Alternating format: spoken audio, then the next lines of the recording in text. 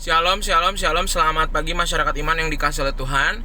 Hari ini kita kembali akan menjalani kehidupan kita dari tadi malam sampai pagi ini, siang, sore, dan juga nanti akan kembali lagi berganti malam. Hidup itu seperti siklus, dan kita percaya bahwa akan ada waktunya, semuanya akan berlalu. Hal baik berlalu, hal buruk pun akan berlalu, dan kita percaya semuanya untuk kebaikan kita. Mari bersama-sama kita pujikan siang, malam, musim, tahun Kidung Jemaat 331 bait pertama dan yang kedua. 331 Kidung Jemaat 331 siang malam musim tahun.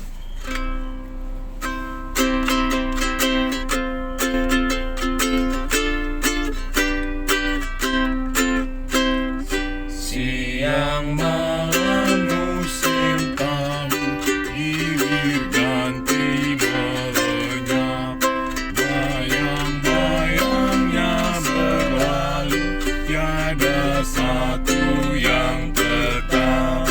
Hidup kita menjalani jangka waktu dunia, perubahan yang terjadi tinggal tanggung jawabnya.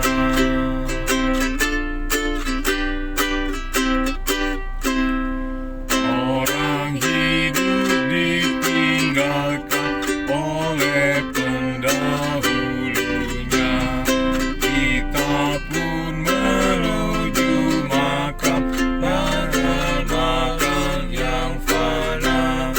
Dari bumi kita lahir dan kembali padanya, tanpa rahmat yang ilahi, apakah manusia?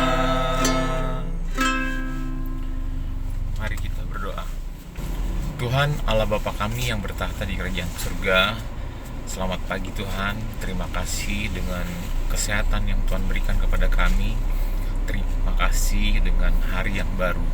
Ya Tuhan, pada pagi hari ini kami ingin kembali memulai hari kami dengan mendengarkan firman-Mu.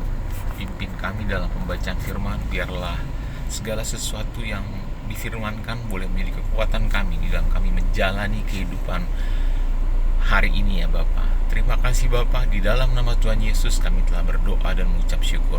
Amin. Firman Tuhan yang akan kita baca pada pagi hari ini kita ambil dari Keluaran pasal 12 ayat 43 sampai dengan 51. Keluaran pasal 12 ayat 43 sampai 51. Berfirmanlah Tuhan kepada Musa dan Harun, inilah ketetapan mengenai Paskah. Tidak seorang pun dari bangsa asing boleh memakannya. Seorang budak belian barulah boleh memakannya setelah engkau menyunat dia. Orang pendatang dan orang pahan tidak boleh memakannya. Paskah itu harus dimakan dalam satu rumah juga. Tidak boleh kau bawa sedikit pun dari daging itu keluar rumah. Satu tulang pun tidak boleh kamu patahkan. Segenap jemaah Israel haruslah merayakannya.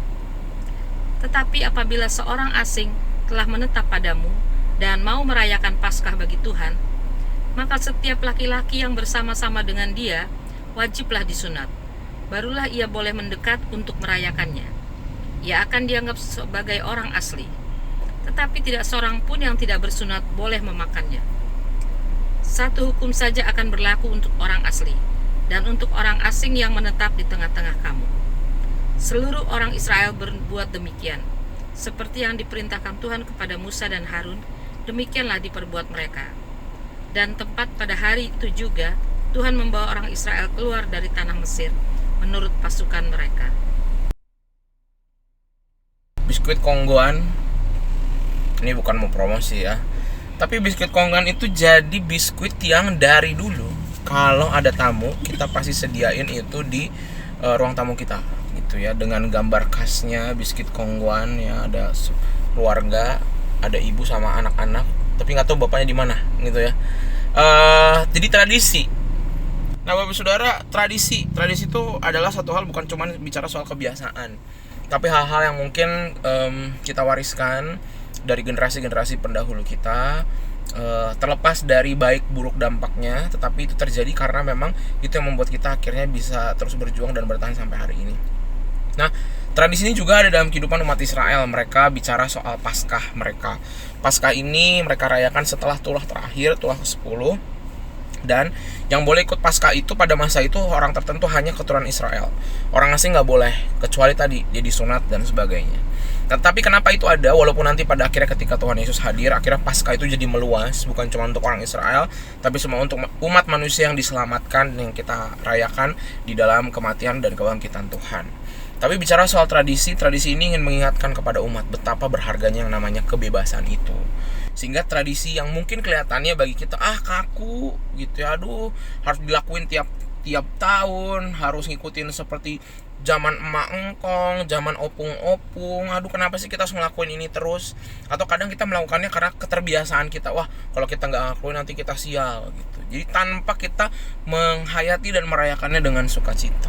Tapi kalau kita tahu apa yang ada di balik tradisi itu, sejarahnya, kisah hidup, perjuangannya sampai tradisi itu ada, sama seperti dalam bacaan kita, kisah perjuangan umat Israel ketika mereka dalam penjajahan bangsa Mesir dan mereka hendak keluar karena perintah Tuhan, itu yang mau dirayakan bersama-sama tentang rasa syukur.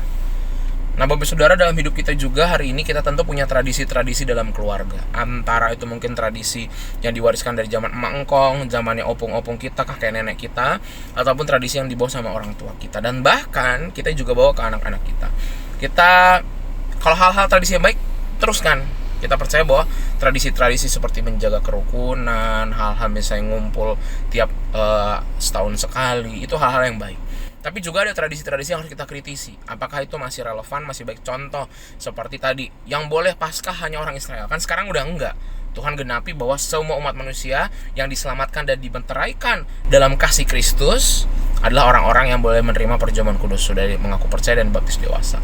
Nah, Bapak Saudara, ini undangannya bagi kita. Hari ini ada nggak tradisi-tradisi dari orang tua kita yang harusnya kita jalani, tapi kita belum jalanin sekarang? Mungkin karena kita malas, kita lupa, kita sibuk. Mari kita ingat semua yang sudah dilakukan orang tua kita, mangkong kita, opung-opung kita.